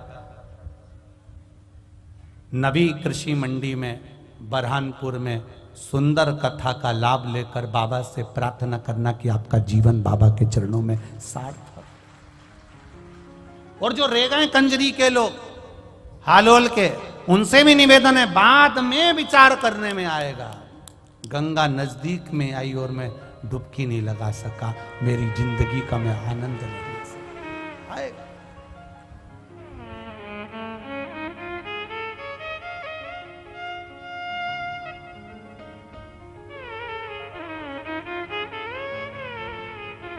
एक हॉस्पिटल होता है, एक एम्बुलेंस होती है। हॉस्पिटल और एम्बुलेंस दोनों में अंतर है। हॉस्पिटल चलकर तुम्हारे पास तक नहीं पहुंचेगा, चलकर कौन पहुंचेगी? एम्बुलेंस। प्राथमिक उपचार करती करती एम्बुलेंस तुम्हें हॉस्पिटल तक ले जाएगी और फिर तुम्हें ठीक कर देगी। ये शिव महापुराण की कथा नहीं है, ये 7 दिन की एम्बुलेंस है जो आकर बैठ गया और परमात्मा के चरणों तक पहुंच गया। ये दुख जीवन है, मनुष्य का शरीर है, मानव की देह, ये मानव का शरीर मिला है। ऐसा नहीं कोई संत, कोई साधु, कोई गुरु, कोई महात्मा, कोई जोगी, कोई सन्यासी, कोई तपस्वी, कोई साधक, कोई उपासक, कोई आपसे कह दे कि मैं आपको ऐसा कर देता हूं कि आपको दुख ही नहीं आएगा, तो फिर आप उसके हाथ जोड़ लेना और कह देना जब राम जी थे उन पर भी दुख था, उनके भी गुरु एक से बढ़कर एक थे, तो फिर वो दुख क्यों नहीं काट सके? दुख आया है तो झेलना तो पड़ेगा। बस भजन के बल पर वो दुख थोड़ा थोड़ा कटते चले जाता है और हम परमात्मा के होते चले जाते हैं। कोई कहे तुमसे कि दुख नहीं आएगा, कपट नहीं आएगा, तुम्हारे जीवन में तकलीफ नहीं आएगी, कष्ट नहीं आएगा, हो ही नहीं सकता, नहीं हो सकता, बिल्कुल नहीं हो सकता। दुनिया के दुख हरने वाले पर भी दुख आन पड़ा, जग को रोशन करने वाले को आधी रात में आना पड़ा। दुनिया के बंधन काटता वो, उसको भी जेल में आना पड़ा। जो दुनिया के बंधन काटता है वो कारागार में जन्म ले रहा है, साधारणता नहीं है। ये पूर्व के कर्म का भोग, एक चिड़िया को सीता जी ने कैद में रखा, मां जानकी को कैद में रहना पड़ा। राम जी ने छुप कर मारा था बाली को, उस बाली ने छुप कर मारा भगवान कृष्ण के चरणों में मारा। जरा नाम का व्याघ्र बनकर कर्म का भोग है, भोगना जो पूर्व में किया आज भोगेंगे, आज करेंगे फिर भोगेंगे, उसको कौन टाल सका। देवव्रत रो रहा है, मेरी बेटी की ये दशा, एक स्वान की योनि, एक कुतिया की योनि, मेरी बेटी की। बिलक पड़ा, रोह पड़ा, कुछ नहीं कर रहा। शंकर भगवान के शिवालय को, शिवलिंग को पकड़ लिया और पकड़कर देवव्रत आंख से आंसू बहाने लगा। कुछ कृपा करो करुणा सागर, करुणा कर दीजिए दातार, कृपा कर दीजिए। मेरी बेटी ऐसी भयंकर योनि में पड़ी हुई है, शरीर पूरा खुजला हो गया है उसका, क्योंकि उसको अभिमान इतना था। पिता देवव्रत अपनी बेटी को समझाता था, गलत दृष्टि मत करना, गलत जगह पर मत जाना। परसों की कथा में कहा था, नियत, नीति और नजर, ये तीन गलत जगह पर चली जाती है तो जिंदगी बर्बाद हो जाती है। नियत अगर गलत हो गई तो बर्बाद हो गए, नीति अगर गलत हो गई तो बर्बाद हो गए, और नजर अगर गलत हो गई तो बर्बाद हो गए। नारी पर पुरुष पर अगर अपनी दृष्टि देती है, किसी का शादीशुदा जीवन है और उसके घर में आग लगाकर तू उसमें शामिल होना चाहती है, तो तू अपने अगली जिंदगी का स्मरण कर लेना, ये देवव्रत की कन्या का स्मरण कर लेना कि तेरी जिंदगी क्या होगी, तेरा जीवन क्या होगा। ये देवव्रत की कथा कर रही है। एक इतना बड़ा ब्राह्मण, ऐसा साधु, ऐसा सन्यासी, ऐसा तपस्वी, ऐसा साधक, ऐसा उपासक जो भगवान शिव की भक्ति में लगा है, तो भी इस कन्या को भोगना पड़ रहा है। क्यों? कर्म का भोग है। तेरी शादी हो गई थी, जिस पुरुष के साथ तू रह रही थी उसकी भी शादी हो गई थी, उस नारी को रोना पड़ रहा था, हाथ जोड़कर कहती थी मेरे पति को छोड़ दे, मेरे पति को त्याग दे, पर तू उससे इतनी आसक्ति कर बैठी, इतनी आसक्ति कर बैठी इस शरीर के चक्कर में। अब शरीर का सुख अब भोग ले। पांव टूट गया, आंख फूट गई, कान कट गया और पूरा शरीर खुजेला होकर और पड़ा है एक कोने में। देवव्रत रो रहा है, मेरी बेटी का उद्धार कैसे होगा, मेरी बेटी का उद्धार कैसे होगा। ये केवल स्त्री के लिए नहीं है कथा, पुरुषों के लिए भी है। तुम भी स्मरण करना, किसी के साथ अगर गलत कर्म किया है तो तैयारी रखना, ये अगर स्वान रूप में कुतिया बन सकती है तो तुम भी कुत्ता तो बन ही सकते हो। स्मरण रहे, आपको स्मरण रहे। नियत, फिर बोलो तीन चीजें, नियत, नीति, ये बहुत काम की है, ये नजर बहुत ध्यान रखिए। सबसे ज्यादा लफड़ा यही करती है, सबसे ज्यादा दिक्कत इसी की है। भोगना सबको पड़ता है। एक आम के पेड़ पर, आम के पेड़ पर आम देखा किसने?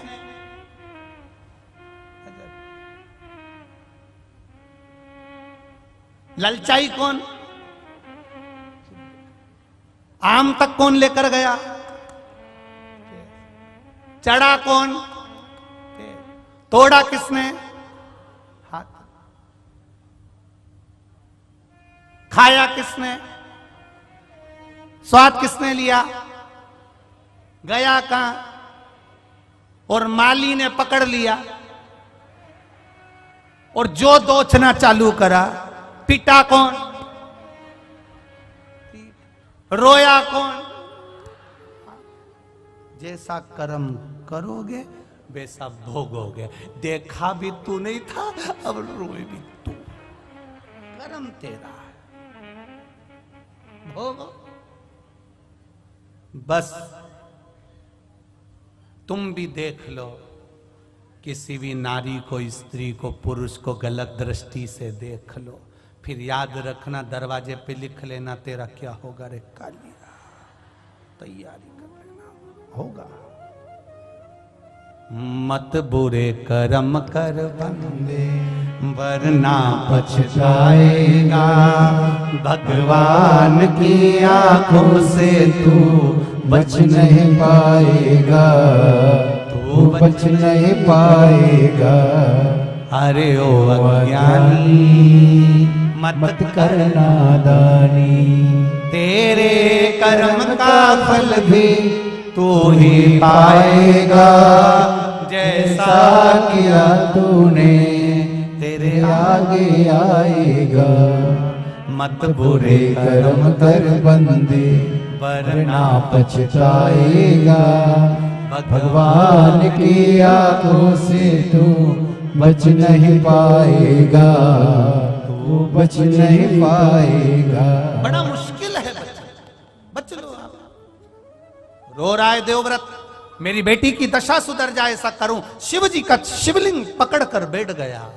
क्षमा कर, क्षमा कर, क्षमा कर।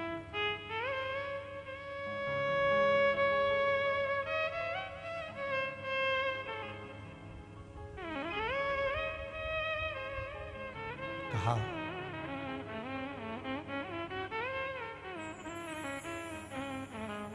नरसिंह मेहता, यही गुजरात के जूनागढ़ के शिव मंदिर में रात भर शंकर भगवान के शिवलिंग को पकड़कर रोए थे, तो उनको सांवरिया का दर्शन हो गया था। यही नरसिंह मेहता जूनागढ़ के सांवरिया के भक्त थे, पर सांवरिया का दर्शन कभी नहीं मिला था। शंकर जी का शिवलिंग पकड़कर रोए तो शंकर भगवान प्रकट हो गए, मांग तुझे क्या चाहिए? सांवरिया का दर्शन चाहिए, चल मेरे साथ। नंदी पे बिठा कर ले गए, नंदी पे। सांवरिया गौलोक धाम में रास कर रहे थे राधा जी के साथ में, ले जाके इनको खड़ा कर दिया। सांवरिया सेठ नाचते नाचते नाचते नाचते जो नरसिंह जी को देखे तो पूछ लिया, यहां तो लोग मरने के बाद आते हैं, तू तो जीते जी आ गया, कौन लाया तुझको यहां? नरसिंह जी बोले, जो लाया है वो बाहर खड़ा है। तो क्या उसको अंदर क्यों नहीं लाया? क्योंकि मैं अंदर नहीं जाऊंगा। पूछा क्यों? कि जो अंदर नाच रहा है वो नाचने में एक्सपर्ट है, जिसको देख लेता उसको नचाना चालू कर देता। एक बार की बात है, भगवान सांवरिया सेठ ब्रजभूमि में लीला कर रहे थे और मैंने पार्वती जी से कहा था कि मुझे भी रास मंडल में जाना है। पार्वती जी ने खूब मना करा, पर मैं नहीं माना। फिर मैंने, पार्वती जी जब मेरा श्रृंगार नहीं करी तो मैंने खुद 3-4 ब्यूटी पार्लर बुक कर दिए, और 4 पार्लर बुक करे। तब वहां से कोई आया, फिर आके उन्होंने मेरे केश खोले और उनको चोटी बनाना चालू करा। 6 महीने तो उनको बाल सुलझाने में लग गए। तब उन्होंने चोटी तैयार करी, फिर मुझे साड़ी पहनाई, मेरा सुंदर श्रृंगार करा। सुंदर सुंदर। नरसिंह जी बोले सांवरिया सेठ से, मैंने उनसे कहा भी, तुम्हें कोई पहचाना नहीं? सांवरिया सेठ से बोल रहे नरसिंह जी कि मैंने उनको कहा कि तुम्हें कोई पहचाना नहीं। तब सांवरिया सेठ वो भोलेनाथ जी कह रहे थे कि वो पार्लर वालों ने ऐसा श्रृंगार करते हैं, ऐसा श्रृंगार करते हैं कि वो तो जब मुंह धुलता है तब मालूम पड़ता है कि है क्या। तब समझ, ऐसे तो मालूम ही नहीं पड़ता। बाबा भोलेनाथ का जो श्रृंगार किया, ऐसे सुंदर तैयार होके शंकर जी बोले, मैं ब्रजमंडल में गया और मैं नाचने लगा गोपी बनकर। ऐसा नाचा, ऐसा नाचा, ऐसा नाचा। अब सांवरिया सेठ के पास में इसलिए जाना नहीं चाहता क्योंकि नाचते नाचते इनकी बुद्धि ना जाने कहां चली गई। नाचते नाचते बोले, ए गोपियों, इतने दिनों से मैंने तुम्हारा कभी मुंह नहीं देखा, जरा सब लाइन से खड़ी हो जा। अब मैंने भी मन में सोचा आज ही देखना था, जिस दिन ट्रेन का टिकट नहीं लेते हैं उसी दिन टीसी से मुलाकात होती। ये पक्का है। ऐसे तुम रोज चले जाओ, ट्रेन का टिकट लो, बैठो, उस दिन टीसी नहीं आएगा। पक्का तुम टिकट लेके बैठो, टीसी नहीं आएगा। और जिस दिन तुमने टिकट नहीं लिया,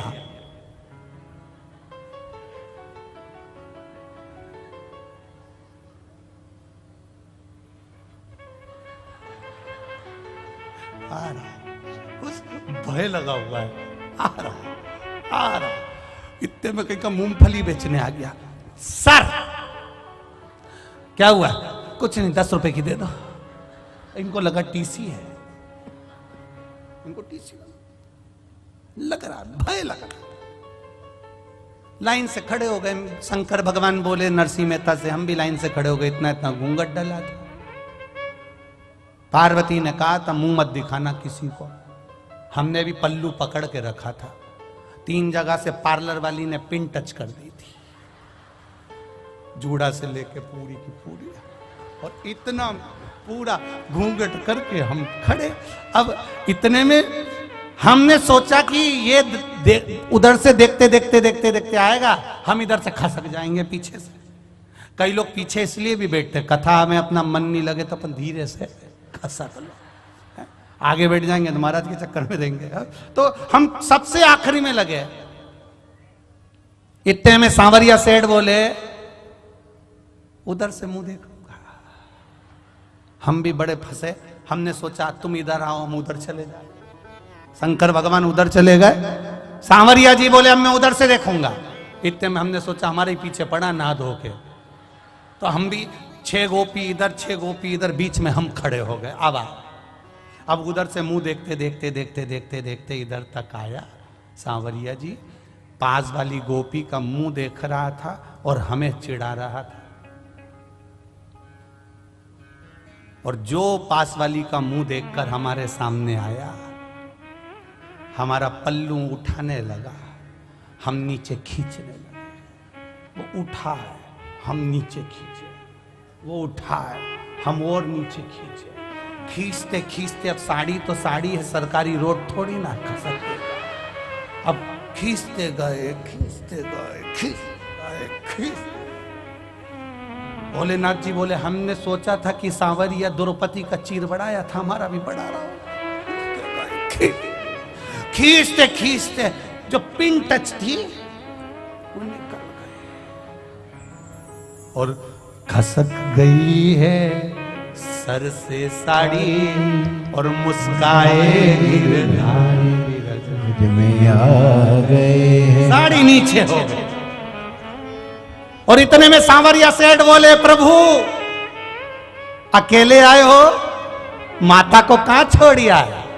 तो हमने भी वापिस पल्लू लेके बोला हम ही तो माता है, हम ही माता है। अब जैसे ही बोले इतने में भगवान सांवरिया सेठ ने कहा गोपियों तुम सब अपने घर जाओ, आज शरद पूर्णिमा का दिन है, मैंने पहली बार ऐसी सुंदर गोपी देखी है, इसी के साथ नाचूंगा, तुम जाओ। दादा इतना नचाया तांडव कर लूंगा पर कभी गोलोक धाम नहीं जाऊंगा। इतना नचाया, नाच नाच के थक गए। आखिरी में हमने सांवरिया जी से कहा हमारे घर कैसे जाएंगे?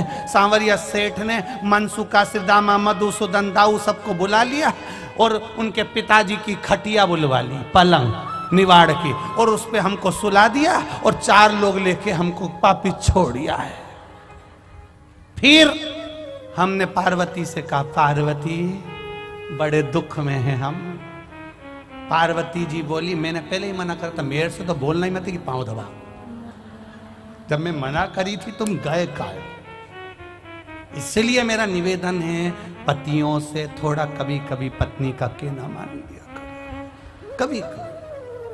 पार्वती ने मना, पार्वती ने मना किया था ना माने त्रिपुरारी। बिरज में आ गए, ओ बिरज में आ गए। पार्वती से बोले मैं भी चलूंगा तेरे साथ में, राधा संग श्याम नाचे मैं भी नाचूंगा तेरे साथ में, तेरे साथ में। फिर खड़े हो गए।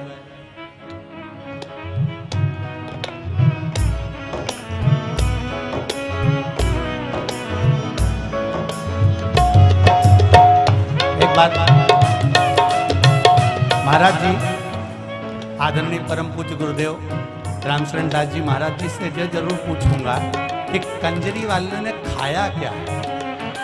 भजन चालू होता और ये पहले ही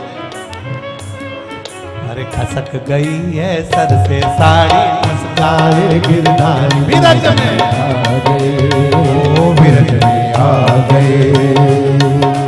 एक दिन वो भंडारी बन के सुंदर नारी विरज में आ गए, ओ विरज में आ गए।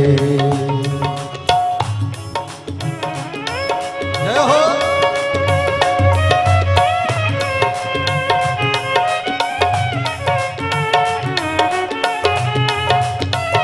शंभो राधे।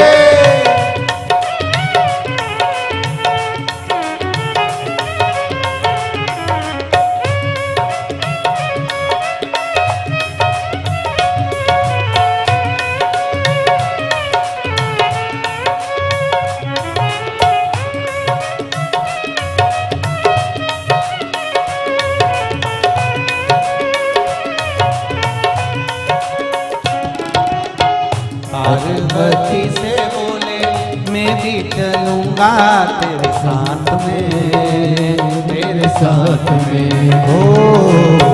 पार्वती से बोले मैं भी चलूंगा तेरे साथ में, तेरे साथ में। राधा संग श्याम नाचे मैं भी नाचूंगा तेरे साथ में, तेरे साथ में। राधा संग श्याम नाचे मैं भी नाचूंगा तेरे साथ में, ओ तेरे साथ में। ओ ब्रज में रास रचा है भारी हमको दिखा दो प्यारी विरज में आ गए, ओ विरज में आ गए। ओ एक दिन वो भोले भंडारी बनकर सुंदर नारी विरज में आ गए, ओ विरज में आ गए। ये देश है वीर जवानों का, अलवेलों का, मस्तानों का, इस देश का यारो हो। गणतंत्र दिवस की बधाई हो।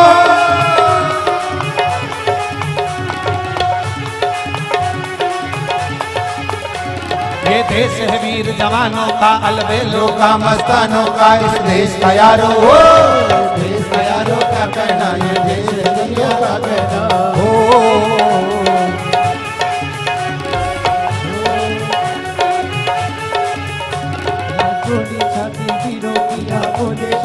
बधाई हो।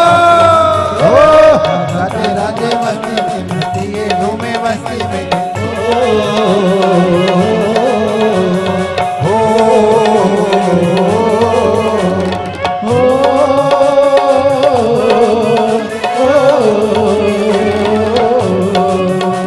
दुश्मन के लिए तलवार है, दुश्मन के लिए तलवार है।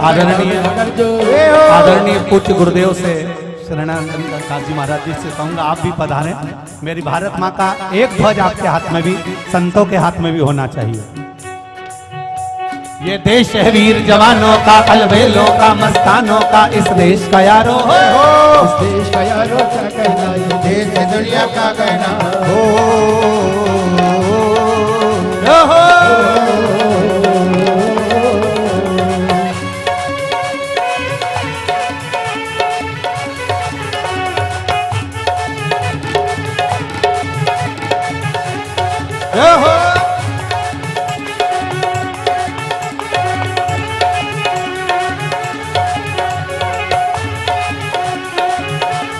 भारत माता की संतों को ध्वजा दे दीजिए। आप लोग भी झंडा एक एक संतों को दे दो। जय हो।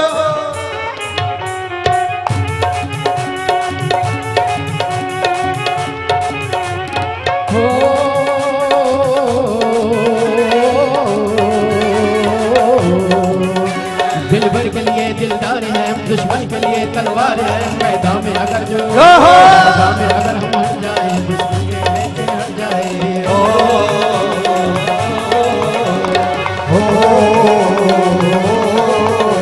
ये देश अमीर जवानों का, अलबेलों का, मस्तानों का, इस देश का यारो, जय हो! इस देश का यारो क्या कहना, ये देश वीरों का कहना।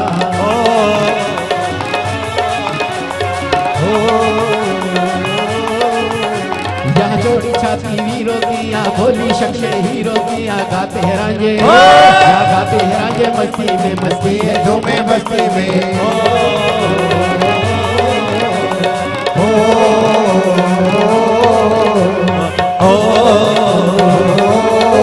बोल भारत माता की, भारत माता की, भारत माता की।